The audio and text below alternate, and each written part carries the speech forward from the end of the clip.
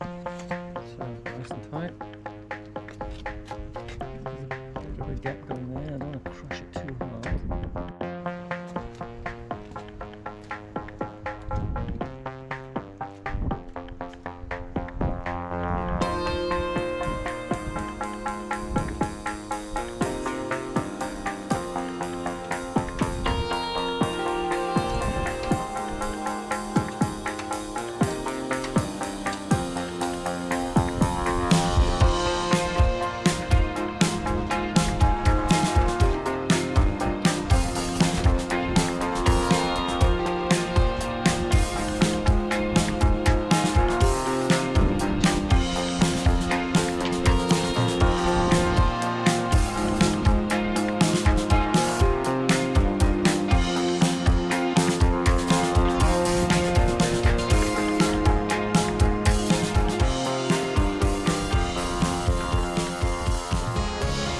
Tank is on temporarily. You can see where the out of breath, where the heat exchanger goes. So there's plenty of room here. The tank's not going to move. This is not going to move. Brackets are holding it in place, and you can see I haven't got much room between this pipe and that pipe there. I can move the tank this way and that way a smidge. I've got clearance here. This shouldn't move because they're both attached to the chassis. I might push it a little bit more that way. In fact, I might do that now. And there's still plenty of room for the other tank to go there. Lots of clearance on both sides. Obviously when these get clamped up it'll pull a bit tighter that way, but not by much. I haven't put the other clamp on. It's enough to hold it. It's about level, which is where it should be. I think that's how they're meant to be. The breather and the fuel gauge sensor goes in there. Taking all that off to spray it up to match. Yeah, so looking from underneath, it's the bottom of my bracketry right there.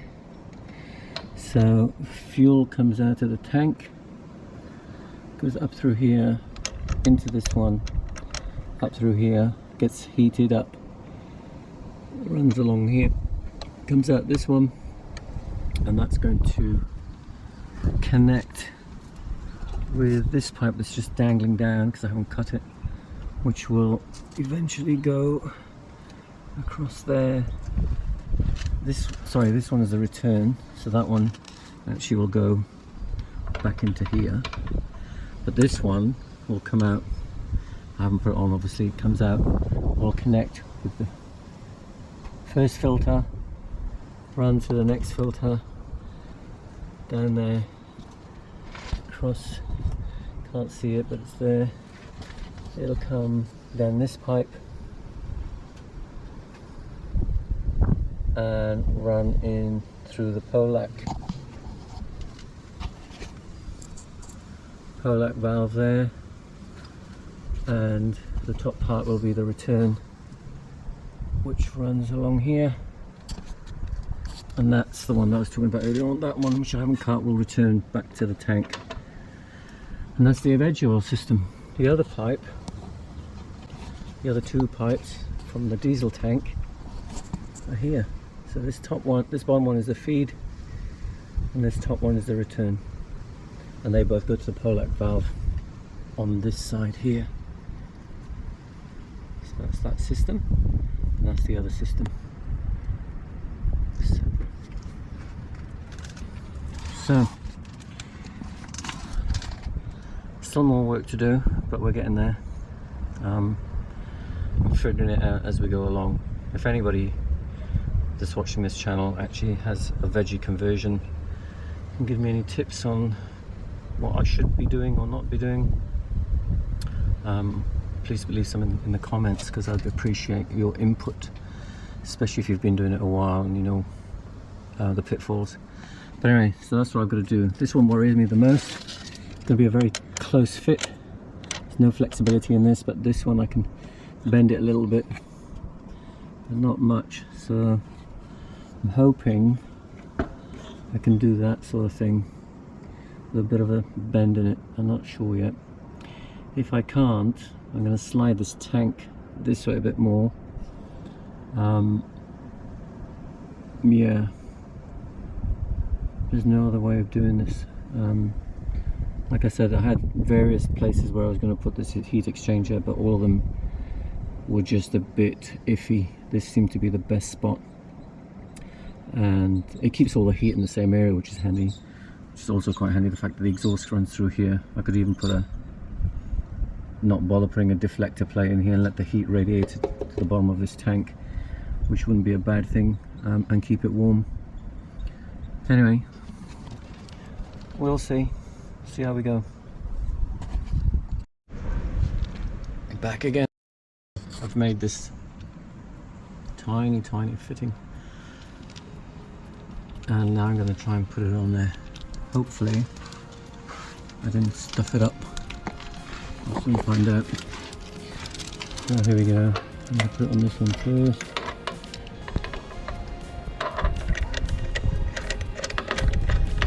I can always tilt the tank back a little bit more. Ooh, it's a bit short. What happened there?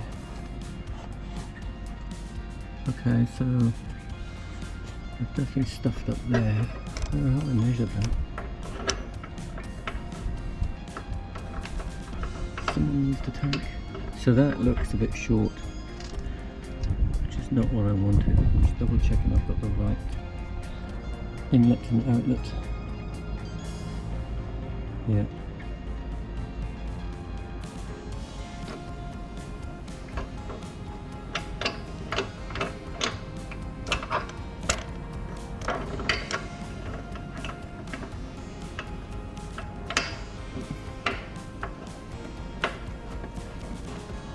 It wants to, but I don't like the fact that it's pulling on the actual pipe to tighten. I like to compress the pipe if anything. I wonder if I can just... That's tight. That's pretty good. I might tilt the tank back a bit more. I think I got much leeway because I think it's about level now. There is no indicator to let you know if it's level or not. Looks okay. Drop the tank back a bit and see what happens. So I'll undo that.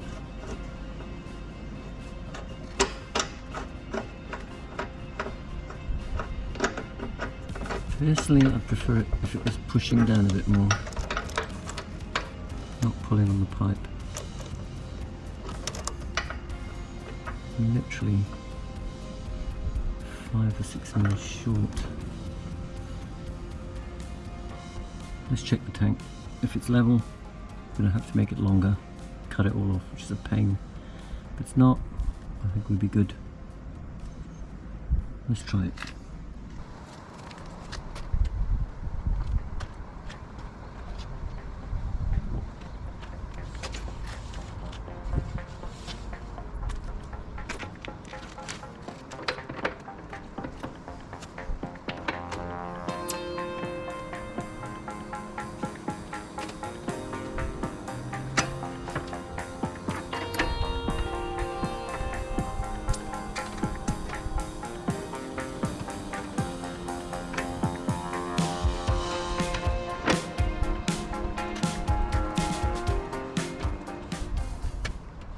Yep, I think that's as far as I can go.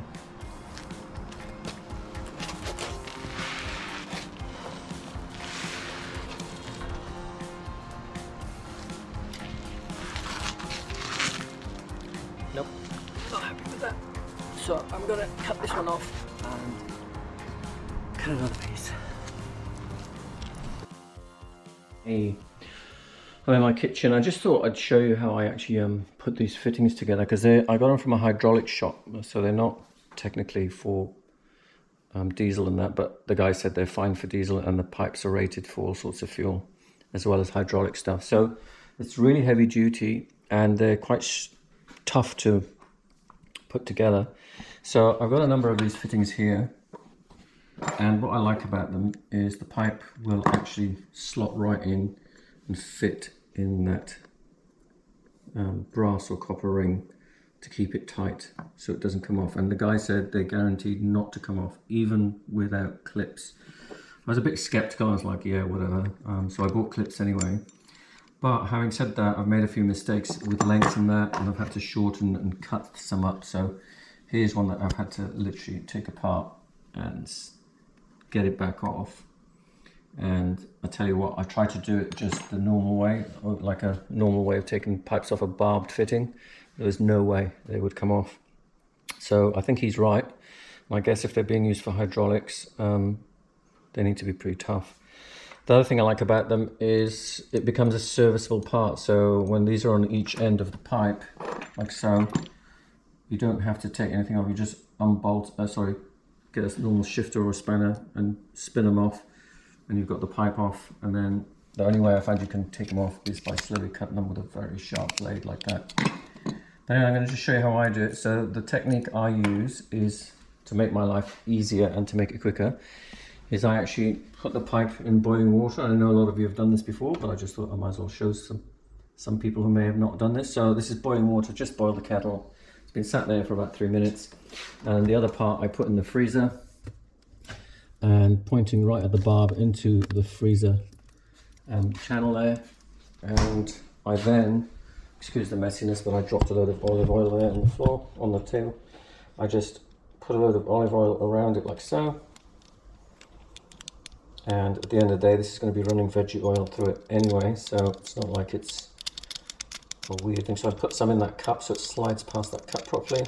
While it's still cold, I don't waste too much time.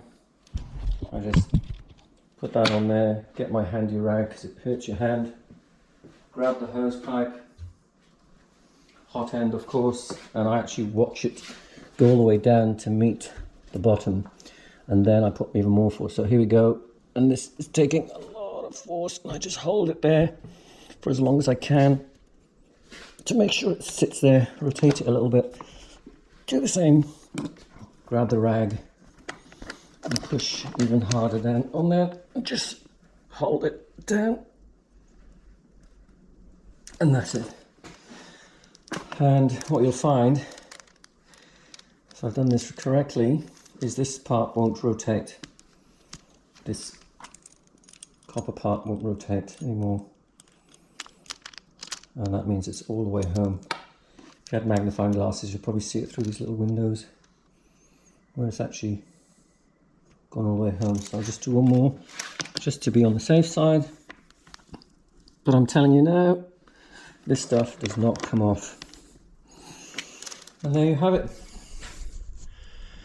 Fitting done hydraulically. Worst case scenario, if it does decide to come apart, you can always put a clip on it, but I don't think it needs it. It's so tight. And anyway, it's only pressure from the fuel pump. It's not going to be huge. I don't know what the pressure is on that particular one, but it's not massive. It's not like these modern high pressure diesel cars or trucks. Anyway, I thought that might be useful for someone. Another day, truck day. Alright, today we are going to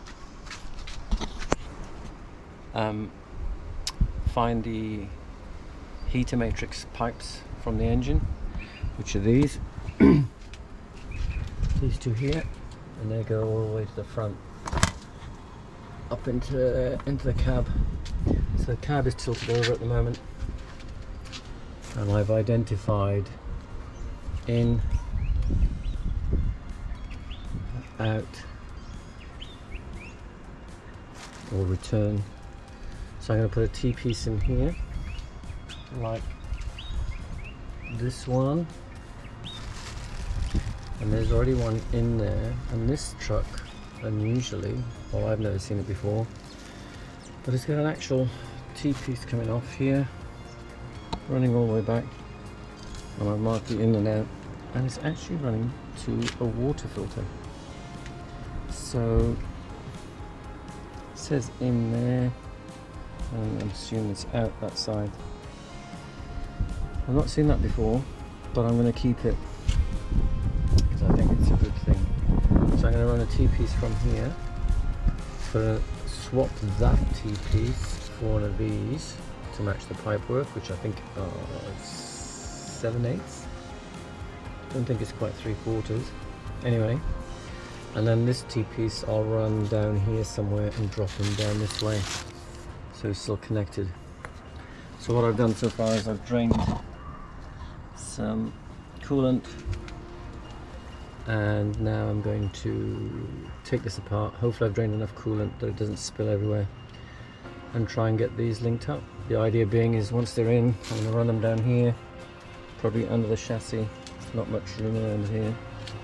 All the way back to my new veggie oil tank, and then it's going to connect to the heat exchanger, one there and one over there somewhere. Fuel lines are all in, which is really cool. That job's done. So all the fuel lines are in. We're running through here, and I think I'll show you from underneath because it looks a bit better. Whoa.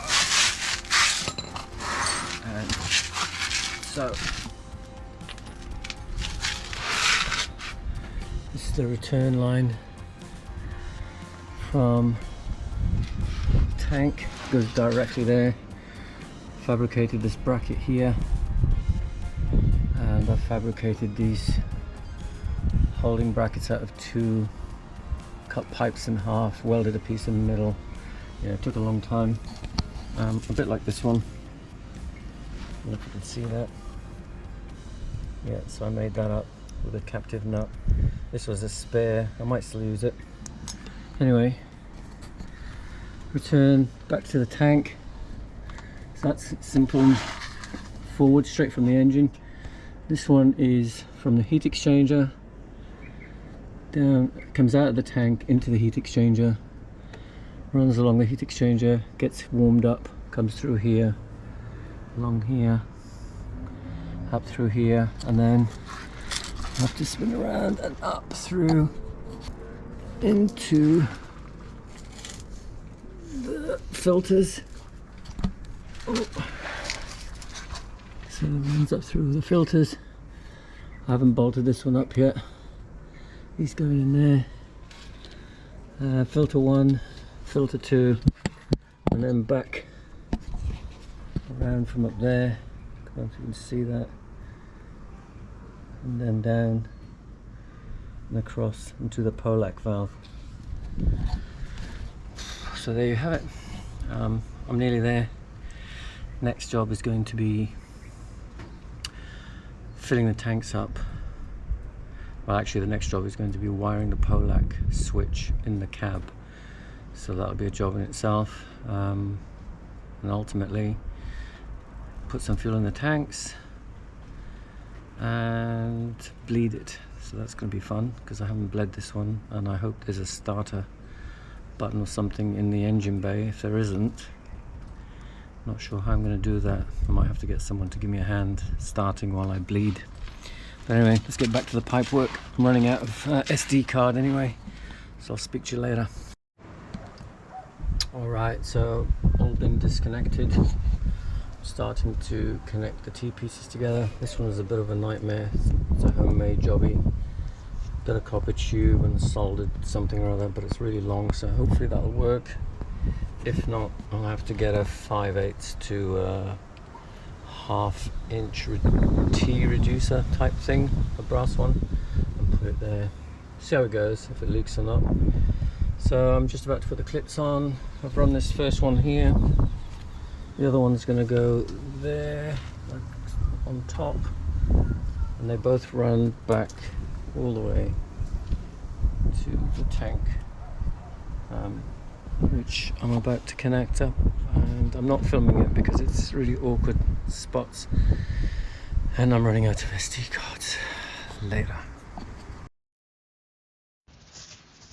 So I thought I'd show you my schematic, the complete one, because since that last clip you just watched with the tanks, I've I had a lot of thinking about how the system works, and one of the issues that was worrying me was cold weather and causing the veggie oil to thicken and clog the filters. So talking to other people that have done systems like this, I realized perhaps I should have some sort of purging system. So I bought this three-way valve, and this is quite some time after that very recent clip that you just watched, that I did this, and I decided to buy this motorized three-way valve, which I'll show you in a second while you're studying my schematic. But there's no way of mounting these things properly, so I spent ages fiddling about fabbing a bracket that would fit in the corner between the chassis rails and the cross member, which you'll see in a minute. I built this thing, it's worked out well in the end, and I eventually put it on the truck, so you'll see me explaining how it is put together and the way it works, and you can reference the schematic. I'll leave another image, I'll leave the image on there so you can go back in the video and have a look at the final one, not the earlier ones, because they're the ones without the three-way valve, and yeah, study that and see what you think. If you've got any questions, yeah, hit me up or put a comment in the comment section. Tail end of this video, you'll see me in situ rather, showing you how it's actually going to work, and you'll also notice obviously there's the bed on top of the truck, but at this stage, because I went to test it out, if you'd watch some of my YouTube clips, the short ones, to test the torsion system that I built, which worked quite well. I will do another video on that, just a short one to show you how it works for those who are interested in doing a rail-on-rail system. At least now I know it works a treat, which is great. Anyway, enjoy the rest of this clip, it's not much longer, and see you on the next one. So guys, this is the final iteration of the fitting. You can see the bracket going up there. I've fabricated, comes down here. Comes here, has sporty racing holes in it to lighten it up. Had to cut out that hexagon up there to fit the bottom of the valve, because there's no way of holding these valves down, I don't think, apart from the pipes, and it's quite a weighty unit. And then she basically runs, the common is the top pipe, which is pointing upwards, so that runs veggie oil on most occasions, and then when I come to a point where I want to stop for the night or something, like a prolonged stop, not like a fuel stop or a lunch break or something where it's going to shut down for a few hours, I then flick a switch on the dashboard, which I've wired through here. And what happens, instead of it coming from the veggie tank and going through and up through there, it flips over and then starts drawing it from the diesel tank back that way and up through here and back through these two filters. I've changed one of them for something that's a bit cheaper, and basically purges the lines of veggie oil and runs diesel through the filters and the remaining veggie oil then gets burnt through the engine until it's diesel. It takes about, I don't know, I try and run it for the last 5 minutes of the journey, maybe less. You just want enough so it clears it, and yeah, that's how that works. So it was a mission getting it in there. It's a nice neat fit, plumbing is all good, and yeah, there we go.